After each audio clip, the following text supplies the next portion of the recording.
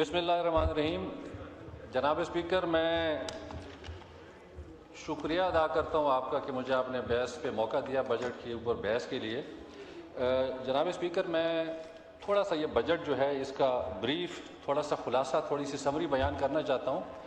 اور اس کا مقصد یہ ہے کہ جو میری تقریر سنیں گے تھوڑا ان کو بھی سمجھ آ جائے گا کہ اس بجٹ میں کیا ہے، اور اس کے بعد میں تھوڑا سا تجزیہ بھی کرنا چاہوں گا، تجاویز بھی دوں گا، کیونکہ حکومت نے کہا تھا کہ شاید یا اپوزیشن کی جو تقریریں ہیں وہ تجاویز یہاں پہ لکھی جا رہی ہیں، تو وہ بھی امید رکھتا ہوں. دوسری امید یہ ہے اور درخواست ہے کہ اگر وقت کی کمی ہوئی تو عبدالحکیم بلوچ صاحب جو ہیں یہ میرے والد کے دوست ہیں، تو ان کی طرح مجھے بھی تھوڑا سا ٹائم آپ ذرا سخاوت سے دیں. اسپیکر صاحب آپ نے میری درخواست سنی؟ اسپیکر صاحب آپ نے میری درخواست سنی؟ مجھے تھوڑا سا وقت اگر کمی ہوئی تو تھوڑا سا درکار ہوگا. جناب علی، جب ہم بجٹ دیکھتے ہیں تو ہمارے سامنے دو ڈاکومنٹس ہیں بجٹ کے. ایک وزیر خزانہ کی تقریر ہے اور دوسرا جو ہے وہ بجٹ ڈاکومنٹس ہیں. وزیر خزانہ صاحب نے، میں بتاتے چلوں کہ اپنے بجٹ کو دو حصوں میں، اپنے بجٹ تقریر کو دو حصوں میں تقسیم کیا. پہلے حصے میں انہوں نے، چونکہ آپ کو پتہ ہے کہ جو بجٹ ہے وہ ایک حکومت کا پلان ہوتا ہے، اس کا سوشو اکنامک کوئی پلان ہوتا ہے اور اس میں پولیٹیکل ول ہوتی ہے، اور ایک سال کے جو اخراجات ہیں اور جو محصولات ہیں ان کا تذکرہ ہوتا ہے. اور اس بجٹ سے آپ کو پتہ چلتا ہے کہ حکومت کی ترجیحات کیا ہیں. تو وزیر خزانہ صاحب نے پہلے حصے میں انہوں نے اپنی ترجیحات بتائی ہیں، انہوں نے اپنے تمام جتنے بھی محکمہ جات کے اخراجات ہیں ان کا ذکر کیا ہے. اسی پہلے حصے میں انہوں نے پاک سعودیہ جو ایگریمنٹ ہے اس کا ذکر کیا. اس کے علاوہ انہوں نے جو ایران امریکہ جو مذاکرات ہو رہے ہیں پاکستان کے تعاون سے، اسلام آباد ٹاکس کا ذکر کیا. اس کے علاوہ انہوں نے بنیان المرصوص کا ذکر کیا، اور جو انڈیا سے پاکستان کی فضائیہ اور پاکستان کے دفاع نے جو جنگ جیتی اس کا ذکر کیا. چائنا کے ساتھ اپنے تعلقات کا ذکر کیا، لیکن سی پیک کا ذکر اس میں نہیں تھا.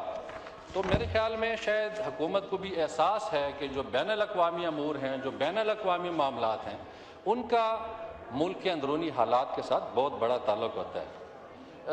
میں بتاتا چلوں کہ جو پہلا حصہ تھا ان کا، جلدی میں بتاؤں، انہوں نے کچھ اسکیمیں اناؤنس کی ہیں جو غالباً 5 ہیں، اور ان کی ہماری حکومت کا جو بجٹ انہوں نے پیش کیا، انہوں نے انہی 5 اسکیموں پہ زیادہ زور دیا. زرخیزی اسکیم ہے جس میں 7,50,000 کسانوں کو یہ قرضہ دیں گے. وزیر اعظم اپنا گھر اسکیم ہے جس میں یہ عوام کو کوئی محدود پیمانے تک ان کو اپنا گھر دیں گے. پیو ایک ان کا پروجیکٹ ہے جس کا مقصد ہے پاکستان ایکسلریٹڈ وہیکل الیکٹریفیکیشن، کہ بجلی پہ چلنے والے جو وہیکلز ہیں ان کو پروموٹ کیا جائے. دوسرا یہ کہتے ہیں کہ G P M fan replacement scheme ہے، جو پرانے پنکھے ہیں ان کو سولر پنکھوں سے، نیوٹیک نوجوانوں کے لیے. تو یہ 5 اسکیمیں جو ہیں ان کے اوپر ان کا زیادہ فوکس رہا ہے، اور ان کا یہ خیال ہے کہ ان 5 اسکیموں سے وہ اس ملک کی تقدیر بدل سکتے ہیں. دوسرا جو ہے، یہ میں بتا رہا ہوں صرف آپ کو بریف بجٹ کا. دوسرا ان کا جو ڈیجیٹل پاکستان ہے، انرجی ریفارمز ہیں، بجلی ریفارمز ہیں، معدنیات ہیں، 5G اسپیکٹرم ہے، SIFC ہے، اس کا تذکرہ کیا. پھر یہ بھی بتایا کہ 69% جو ہے اس ملک کے اوپر GDP کا جو 69% ہے وہ ملکی قرضہ ہے اس ملک کے اوپر. یہ انہوں نے معیشت کے خد و خال دیے ہیں. دوسرا انہوں نے بتایا کہ GDP گروتھ اس دفعہ 4% ہوگی، 15,264 ارب وصولی ہے. NFC وہی 7th NFC رہے گا، کوئی اس میں تبدیلی نہیں ہے. اور نان ٹیکس جو ان کا ریونیو ہے وہ 5,336 ارب ہے. یہ سمری ہے ہمارے بجٹ کی، اور مزید جا رہی ہے. وفاقی حکومت کی آمدن ہے 11,751 ارب، اور وفاقی حکومت کے اخراجات ہیں 18,771 ارب. اس میں دیکھیں جی، ہم جاتے ہیں عوامی اس کے لیے عوام کو معلومات دینے کے لیے میں کہنا چاہوں گا کہ اس میں سود کی ادائیگی 8,054 ہے، PSDP کے لیے 1,000 ارب، دفاع کے لیے 3,000، پینشن 1,169 ارب، سبسڈی دیں گے مختلف مدوں میں وہ ہے 1,071، اور جو گرانٹس ہیں BISP 858 ارب. سمجھیں کہ جو PSDP ہے اس کے برابر آپ کی BISP ہے. جموں کشمیر کے لیے 146، GB 88، مرج ایریاز کے لیے 95 ارب، اپنا گھر اسکیم 71 ارب. اور یہ سر انہوں نے وزیر خزانہ صاحب نے یہ بھی بتایا کہ یہ جتنے بھی ان کے جو پروجیکٹس ہیں یا ان کے منصوبے ہیں، یہ اڑان پاکستان 2024-29 کے حوالے سے، یعنی سمجھیں کہ بجٹ جو ہے وہ بیسیکلی فائنینشیل ایگزیکیوشن پلان ہے اڑان پاکستان کا. اور اڑان پاکستان میں انہوں نے سر 5 ایز کا ہمیں تصور دیا ہے، جس میں exports, E Pakistan, energy, environment, equity and empowerment. Sir اگر دوسرے بجٹ کے دوسرے حصے میں ہم دیکھیں، سر یہ سمجھنے والی بات ہے کہ ایک وزیر خزانہ نے اپنی بجٹ تقریر کا ایک حصہ جو ہے وہ پورے پاکستان کو دیا، پورے پاکستان کے محکموں کو دیا، کچھ اسکیمیں انہوں نے انٹروڈیوس کریں.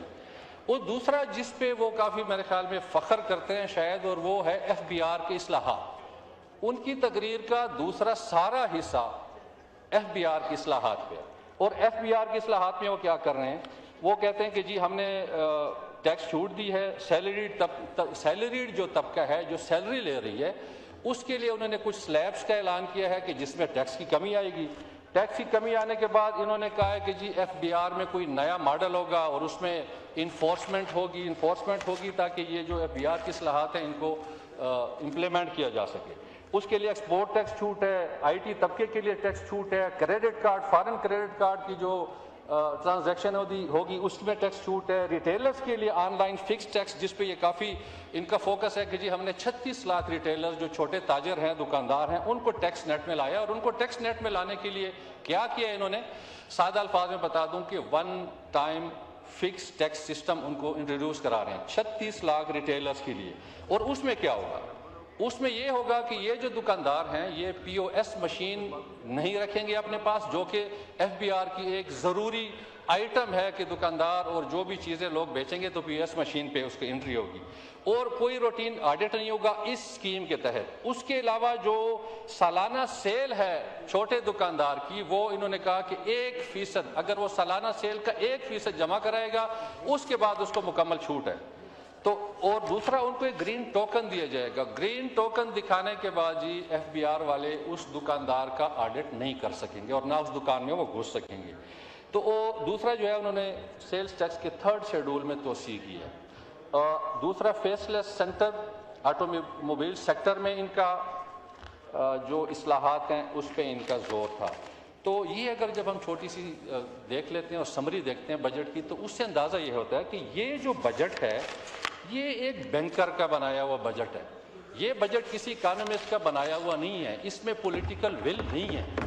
اس میں اگر پولیٹیکل ول ہے تو وہ اس حد تک ہے کہ پولیٹیکل سیاسی جماعتوں نے حکومت پہ دباؤ ڈالا کہ ہمارے یہ آپ نے پروجیکٹس ڈالنے ہیں. اور بہت سارے ایسے پروجیکٹس ہیں جو ہمارے PSDP سے بھی زیادہ ہیں اور وہ سیاسی حکومتوں کو دان کر دیے گئے ہیں، کیونکہ ان سیاسی جماعتوں کی جو سیاسی ساکھ ہے انہی پروجیکٹس پہ چلتی ہے. جس طرح میں BISP کا معذرت خواہ مثال دوں کہ آپ 1000 ارب BISP میں دے رہے ہیں لیکن غربت کم نہیں ہوئی ابھی تک.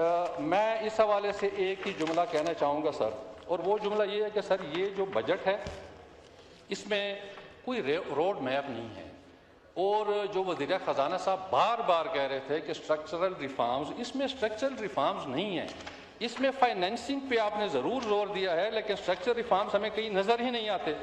میں جناب اسپیکر تجزیہ کرنا چاہوں گا چند ایسے عوامل کا، کچھ ذکر بھی کرنا چاہوں گا کہ جن کا بجٹ پہ، اس پاکستان کے ملکی بجٹ پہ، وفاقی بجٹ پہ بڑا اثر پڑتا ہے. اور وہ چند چیزیں ہیں. Political stability. حالانکہ یہ پولیٹیکل سٹیبلٹی ایک بہت چھوٹا آئٹم ہے. ہمارے ملک میں اگر اتنی افراتفری نہ ہوتی تو شاید یہ پولیٹیکل سٹیبلٹی کا کوئی تصور بھی نہ ہوتا. آپ نے عمران خان کو جیل میں ڈالا ہوا ہے. آپ نے ایک سیاسی جماعت کو الیکشن کمیشن سے نشان لینے پہ آپ پابندی لگائی ہوئی. حالانکہ گلی محلے کی چھوٹی جماعتیں جو ہیں وہ رجسٹریشن کرا کے اپنی جماعت رجسٹر کرا لیتی ہیں.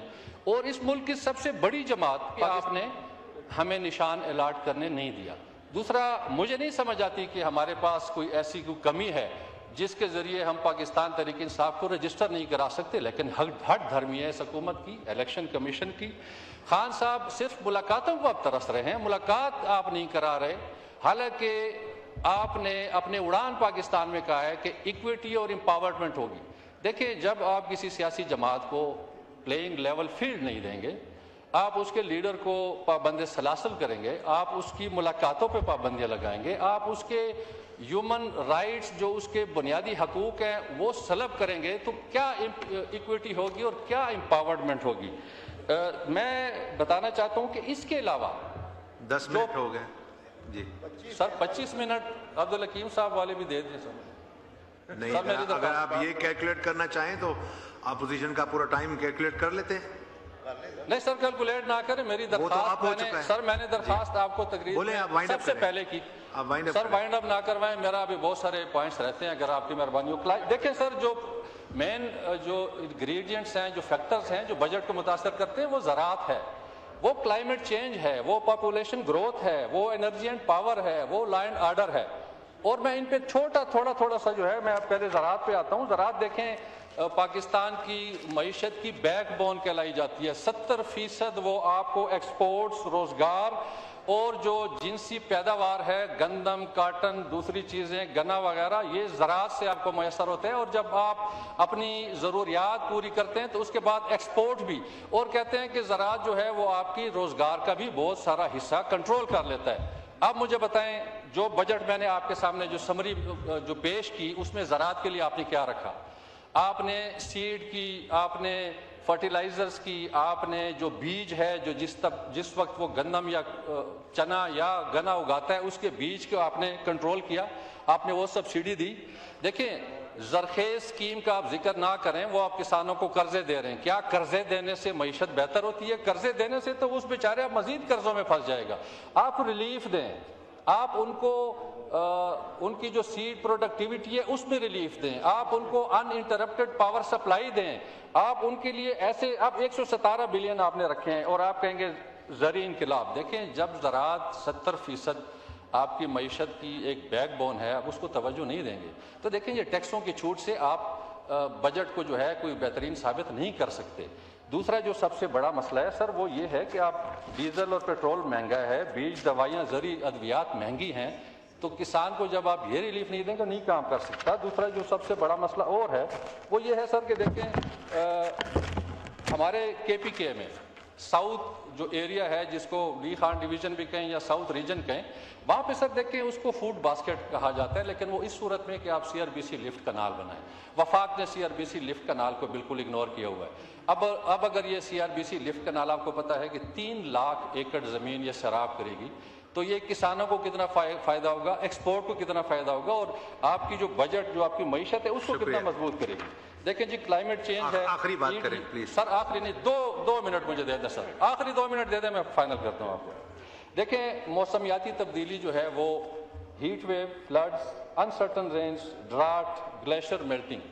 آپ کو پتہ ہے یہ کلائمیٹ چینج کوئی مستقبل کی خطرہ نہیں ہے, یہ خطرہ ہم 5-6 سال سے گزر رہے ہیں. میرا ایریا ہے ڈی خان ڈویژن, جہاں پہ اربوں روپے انفراسٹرکچر کا نقصان ہوتا ہے, فصل کا نقصان ہوتا ہے, جانی اور مالی نقصان ہوتا ہے, جانوروں کا نقصان ہوتا ہے. اور آپ کے وزیر خزانہ نے اپنی تقریر میں کہا کہ ایران امریکہ جنگ, اور دوسرا جو انہوں نے فیکٹر بتایا وہ بتایا سیلاب, کہ 800 بلین ارب روپے جو ہیں وہ سیلابوں کی وجہ سے ہمیں نقصان ہوتا ہے. اور میں سمجھتا ہوں یہ 822 بلین نہیں ہے, یہ 2000 بلین ہے. 822 بلین تو صرف میرے ڈویژن میں ہے. ہر سال سیلاب آتے ہیں, ہر سال انفراسٹرکچر تباہ ہوتا ہے, ہر سال لوگوں کا جانی اور مالی نقصان ہوتے ہیں, فصلیں اور بے وقت کی بارشیں جو ہیں وہ آپ کا تمام فصلیں تباہ کر رہی ہے. دیکھیں, جب تک آپ ڈیمز نہیں بنائیں گے, میرے ایریا میں گومل زام ڈیم ہے, میں سر وائنڈ اپ کر رہا ہوں, 1 منٹ اور. سر, تیسرا جو سب سے بڑا مسئلہ ہے وہ لا اینڈ آرڈر کا ہے.